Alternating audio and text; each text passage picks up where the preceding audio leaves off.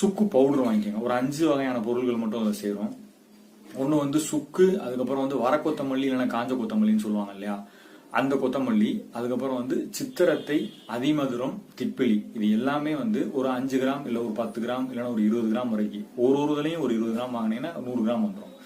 இது எல்லாமே வந்து ஒரு மிக்சி ஜாரில் போட்டு நல்லா அடித்து ஒரு கண்டெய்னரில் வச்சுக்கோங்க. ஒரு பாட்டிலில் போட்டோ இல்லை ஒரு சின்ன ஒரு டப்பாவில் போட்டு வச்சுக்கிட்டிங்கன்னா, ஒரு ஆளுக்கு 1 டீஸ்பூன் வீதம் போட்டு 1.5 டம்ளர் தண்ணி எடுத்துட்டு கொதிக்க வச்சு அது கூட தேன் இல்லை பனங்கள் கண்டு இல்லைன்னா பனை வெல்லம் இது மாதிரி ஏதோ ஒன்று நீங்கள் சேர்த்துக்கிட்டு வர வர இந்த டீயை குடிங்க. அதாவது நம்மளுடைய நார்மலாக குடிக்கிற காஃபி, டீ, பால் இதெல்லாம் வந்து நிறுத்திட்டு குளிர்காலங்கள்லையும் மழை காலங்கள்லையும் இந்த மாதிரி சளி, இருமல், அப்புறம் தும்பல், மூக்கில் நீர் வருதல் இந்த மாதிரி பிரச்சனை இருக்கவங்கலாம் காலையிலையும் சாயந்தரமும் இப்போ நம்ம சொன்ன மாதிரி இந்த டீயை குடிச்சிட்டு வர வர வர நம்மளுடைய குடல்ல உள்ள அழுக்கு முழுமையாக நீக்கப்படும், மலச்சிக்கல் இருக்காது.